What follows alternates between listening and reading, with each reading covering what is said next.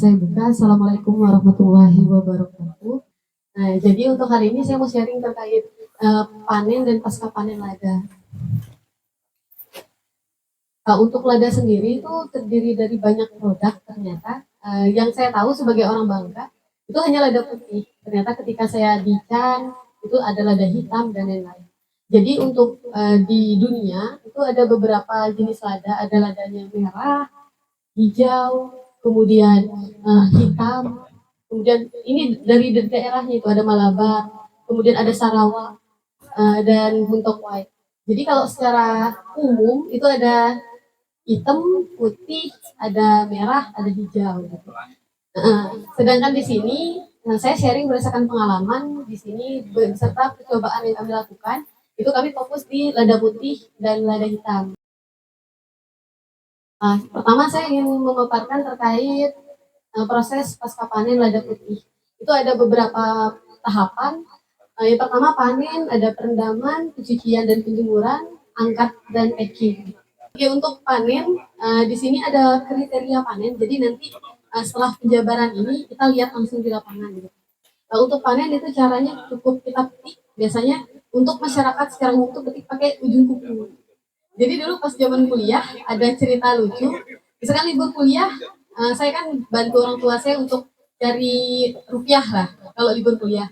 Jadi kalau pas saya masuk kuliah, kuku saya agak coklat, teman-teman saya langsung bilang, banyak duit nih, karena saya habis manen lada gitu. Jadi indikasi anak kuliahan itu libur kuliah yang kerja itu dari kuku gitu.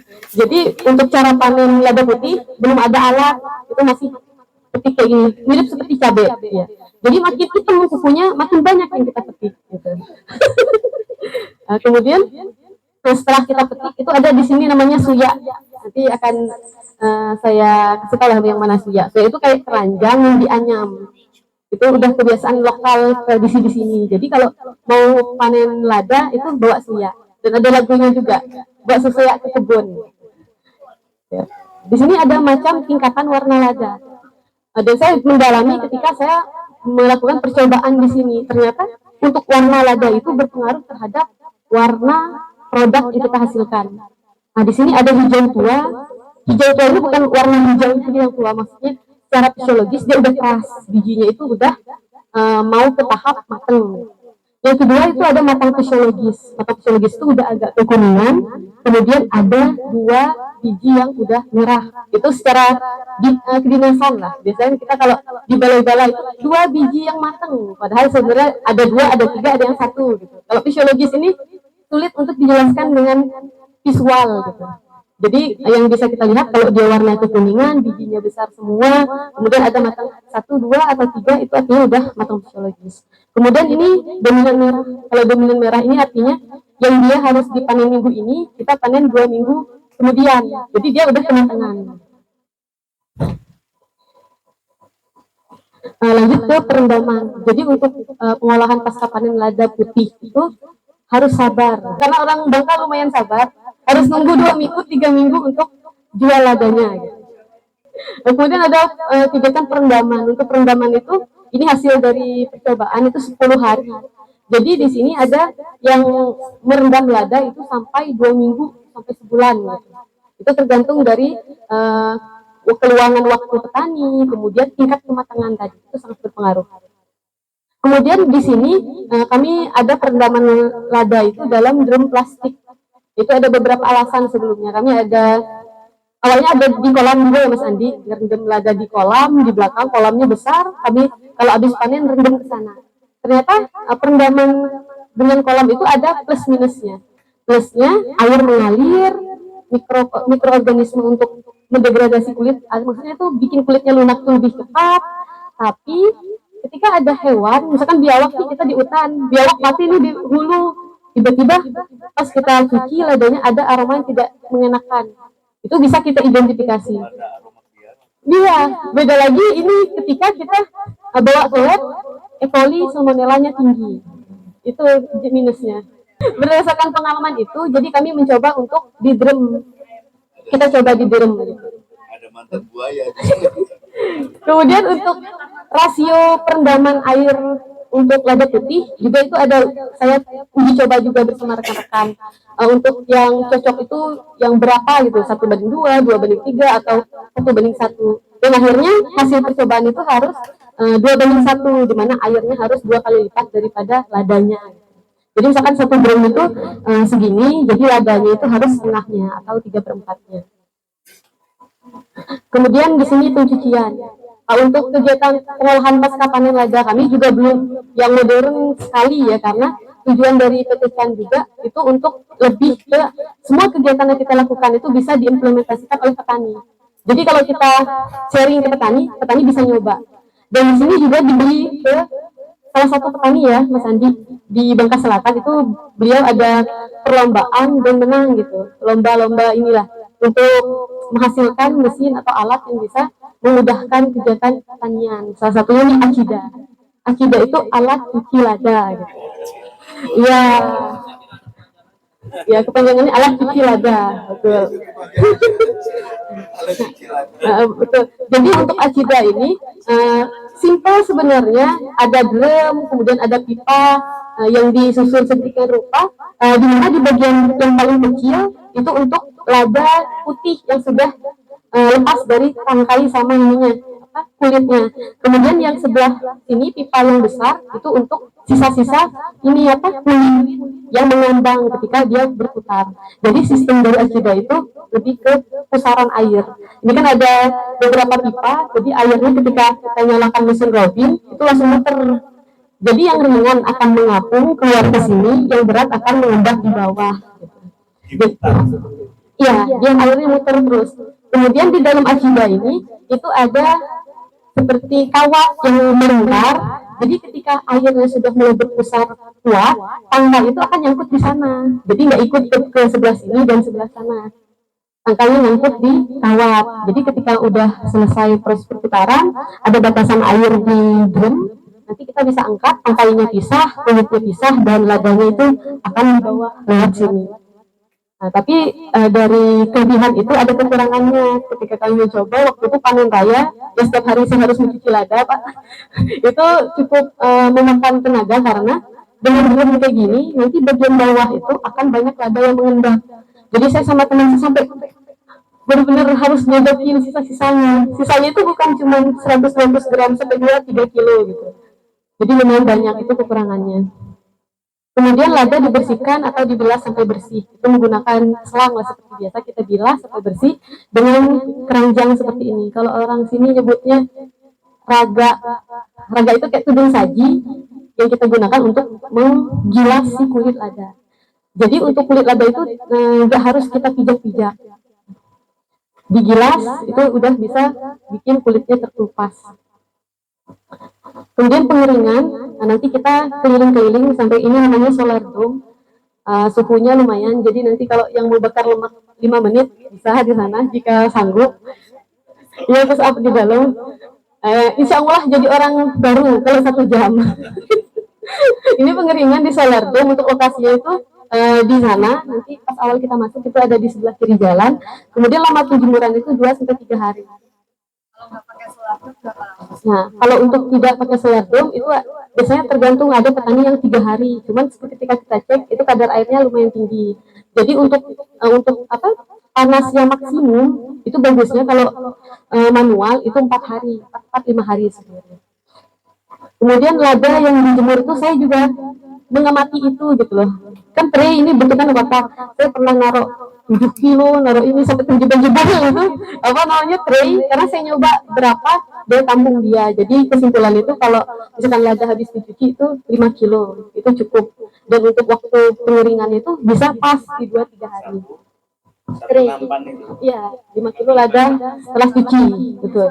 Kemudian untuk ini ada, kita angkat lada kering dan packing. Untuk packing cuman karung ya Pak di sini, karena diproses di Bandung untuk packing dan lain-lain. Nah, untuk pengecekan kekeringan itu manual, itu udah turun temurun. Ya misalkan kita sudah kering ini udah 2 hari, jadi kita cek, kita ambil beberapa butir, kita menggigit itu. Misalkan udah pecah 3 sampai seterusnya itu udah kering. Sebenarnya ya. Nah kalau belum kering nggak pecah ya, pecahnya 2 atau enggak dia apa sih melewat gitu, nggak benar-benar tengah pecahnya gitu.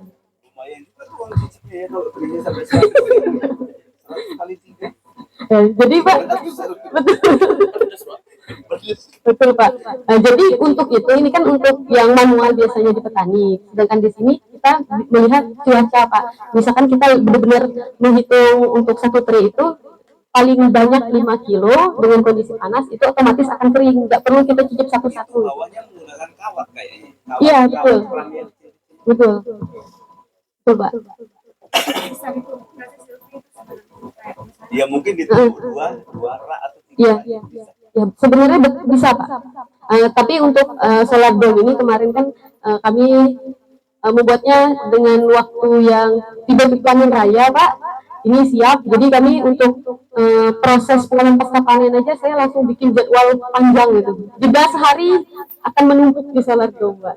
Tuh, jadi pas waktu itu karena sibuk di pengolahan lada yang panen di space up yang begitu banyak, jadi saya ngambil cara untuk mengatur jadwal. Jadi lada yang hijau yang keras, lada yang matang, lada yang fisiologis itu waktu perendamannya berbeda. Jadi saya bisa bikin jadwal untuk kapan cuci yang ini, cuci ini, dan cuci yang ini. Nah kemarin udah ada obrolan Pak untuk tingkatan. Nah kemudian ini ada hasil riset atau percobaan. Boleh. Oh iya. Boleh Pak. Boleh Pak. Nah untuk di solar dome itu boleh kita melakukan beberapa tingkatan karena solar dome itu kan dia punya panas yang sama gitu Pak. Kan menyeluruh antara bawah, pinggir, atas, dari manapun sama. Itu berbeda kalau misalkan kita jemurnya di matahari langsung. Otomatis yang paling panas itu di atas. Air yang di atas akan merembes ke bawah. Jadi jawabannya bisa kalau solar dome. Kemudian ini saya berbagi terkait percobaan di pasca panen. Nah sebetulnya saya bukan untuk percobaan, tapi saya suka untuk mencoba-coba gitu. Nah di sini ada beberapa hasil riset dari saya. Pertama rasio air rendaman lada tadi itu 1:2. Kemudian lama perendaman.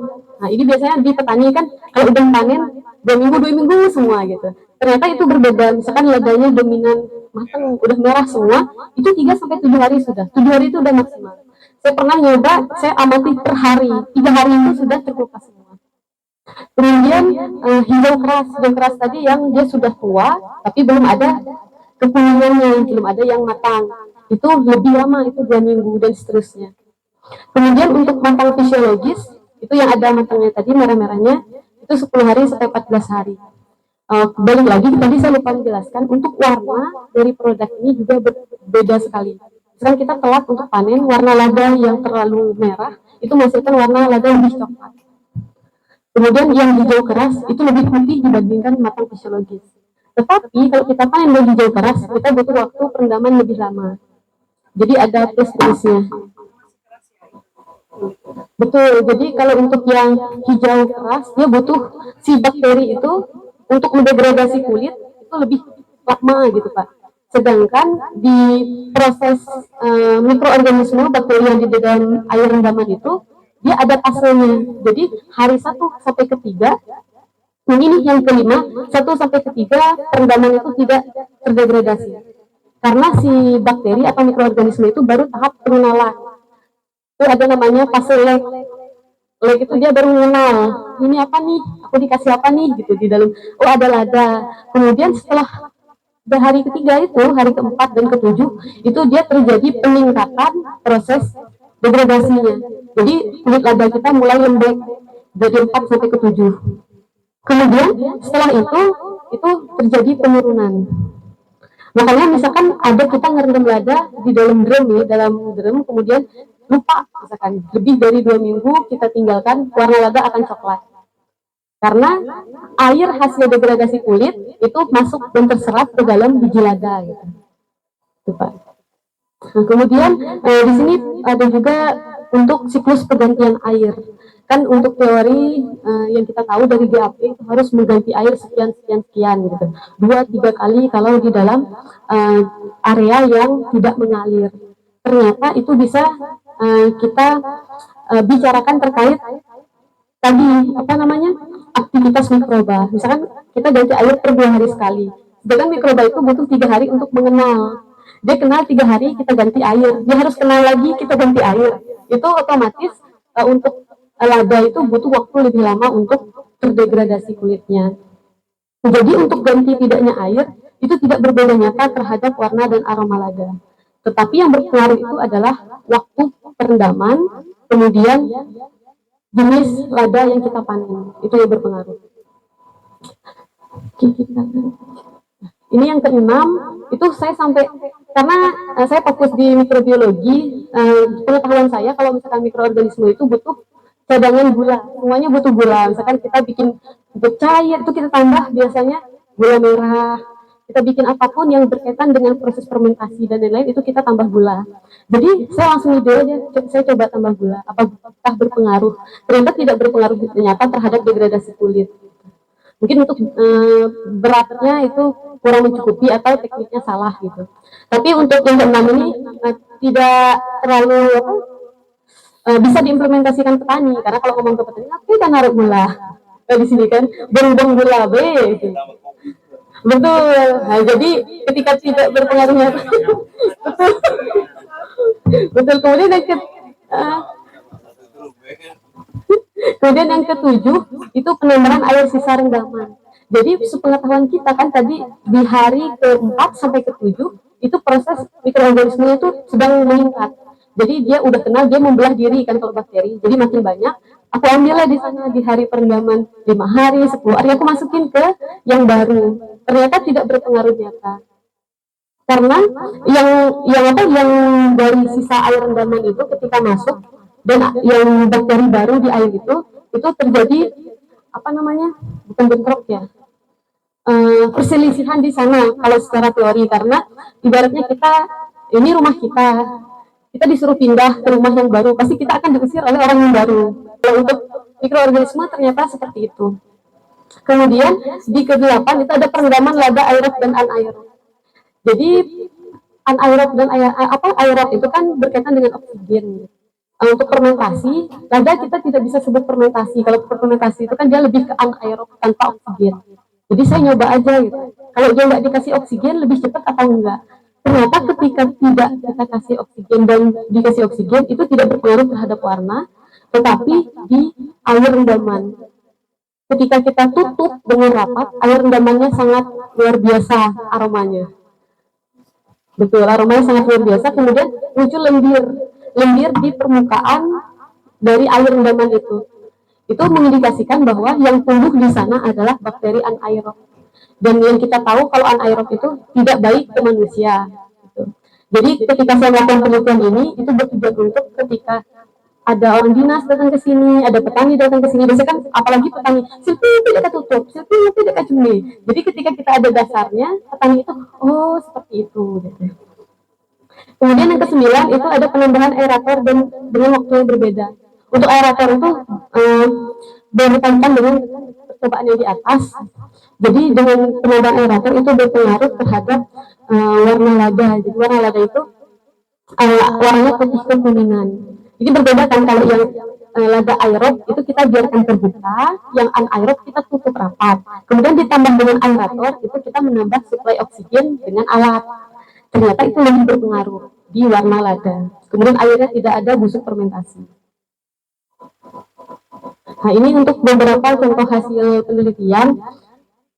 Di sini ada perendaman lada dengan daun pepaya. Waktu itu saya mencoba dengan daun pepaya dan karamunting. Di sini daun pepaya dan karamunting tidak berbeda jauh, tetapi kalau misalkan kita lihat visual itu lebih daun pepaya yang berwarna lebih cerah. Nah, ini ada dari lada grade A, B, C itu sesuai dengan grade yang kita ekspor ke Pustechen ya Mbak. Tapi ketika Pustechen datang ke sini, saya menyampaikan hasil percobaan, mereka maunya nggak mau yang putih kayak gini, mereka mau yang lebih eksotis, yang ada kuning-kuningnya. Kenapa saya memilih daun pepaya? Karena sepengetahuan saya orang masak daging itu ditutupi daun pepaya, dagingnya akan empuk. Pertama saya mikirnya ke sana, sama tadi yang produk kecantikan banyak pepaya, apakah dia mencerahkan? Jadi saya coba. Betul.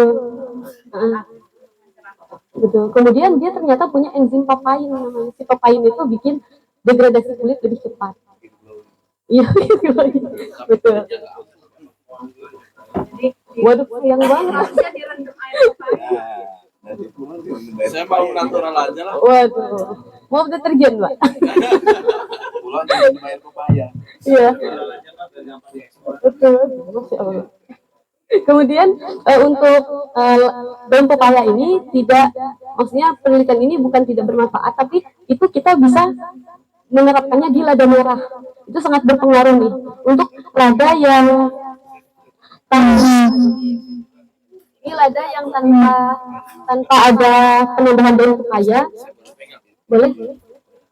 Itu yang lebih putih itu ya. Iya betul. Ini yang merah, lada merah yang ditaruh daun pepaya. Dia ada perbedaan Ini yang warna. natural. Ada Ini tulisannya, yang Pak. Bali. Ini mah. Iya. Ada yang natural, ada yang Bali. Oh, enggak ada. Ini baru yang pas panen lada putih. Coba jadi abu-abu. Tapi kan udah direndam air. Iya, langsung dijemur. Ini udah di ini ya, udah di Tuh. Nah, jadi di sini hasil penelitian saya bisa berbagi ke petani. Kalau ladanya telat panen itu bisa direndam, setidaknya ladanya tidak butek gitu. Jadi untuk grade-nya itu bisa lebih baik dibandingkan tanpa penambahan daun pepaya. Ya. Kemudian untuk hasil yang aerasi tadi ini yang di bawah itu ternyata lebih agak mirip dengan grade yang dibutuhkan untuk ekspor.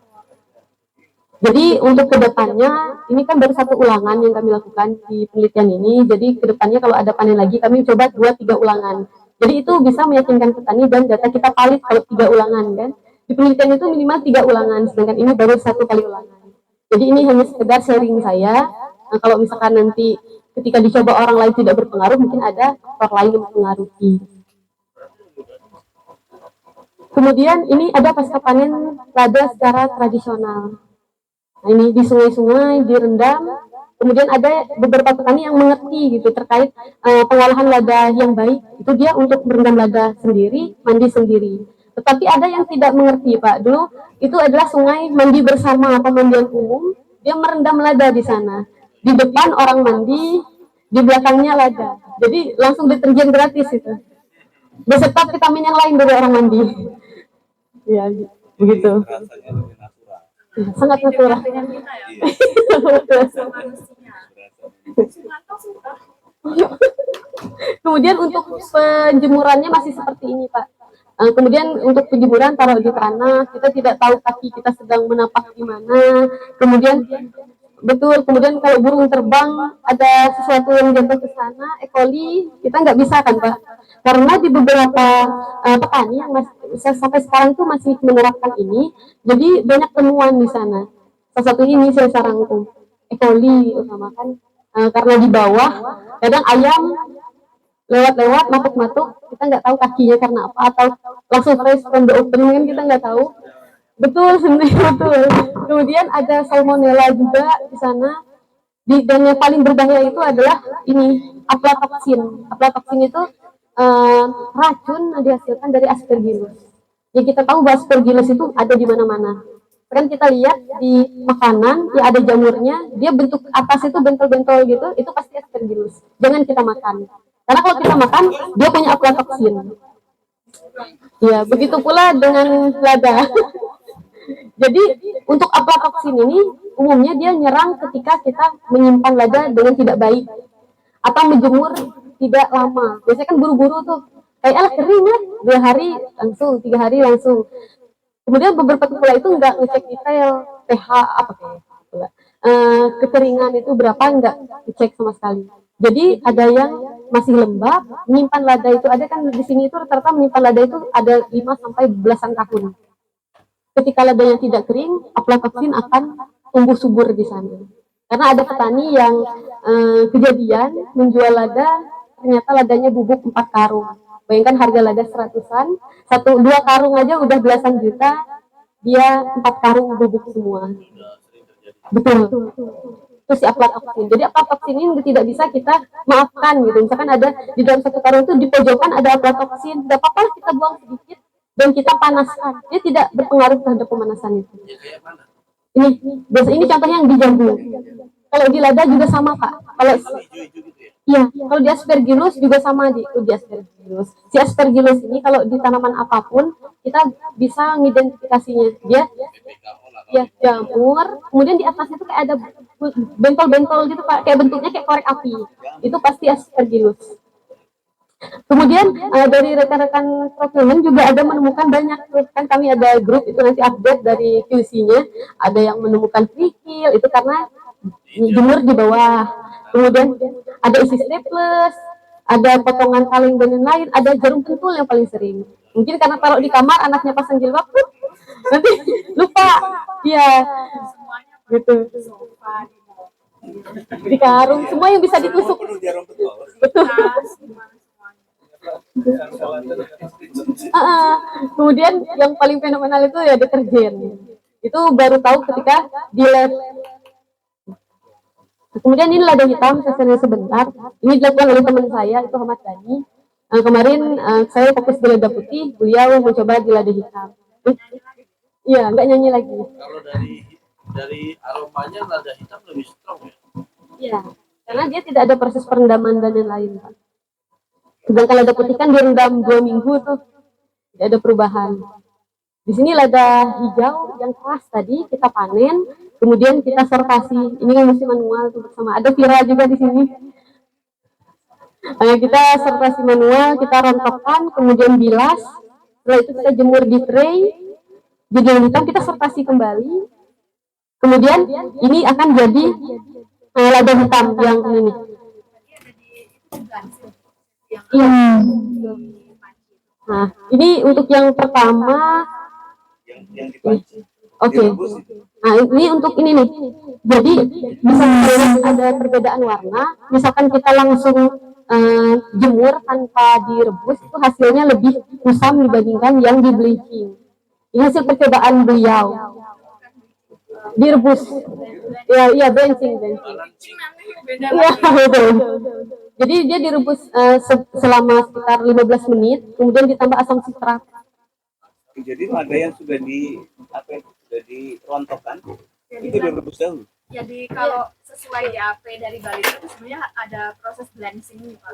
Iya. Jadi direbus sebentar, Direbus sebentar baru dikeringkan. baru dikeringkan. Jadi ini bisa dilihat Bukan contohnya. bleaching ya, kalau bleaching kan diputihkan. Blanching. Direbus. Warnanya lebih cerah ya. Ya, dia lebih hitam dibandingkan yang kita jemur langsung. Hitam, jangan direbus.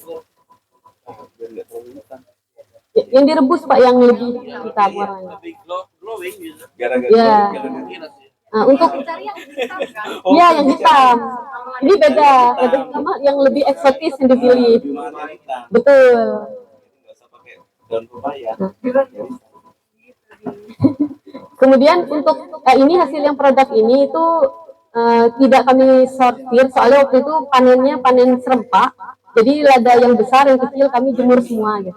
Tapi kalau misalkan kita sortir itu akan hasilnya lebih baik. Aromanya lebih kuat. Boleh? Kalau mau cicip yang ini tadi juga nggak apa-apa. Kemudian ini ada lada hijau. Teman saya mencoba untuk lada hijau. Ini hasilnya untuk yang B2 itu yang tanpa ada penambahan asam sitrat sama sekali. Kemudian yang kedua itu ada tadi perebusan selama 15 menit. Kemudian ada asam sitrat direndam selama 30 menit. Pengeringan 5 hari menghasilkan warna yang lebih hijau. Tuh. Udah selesai.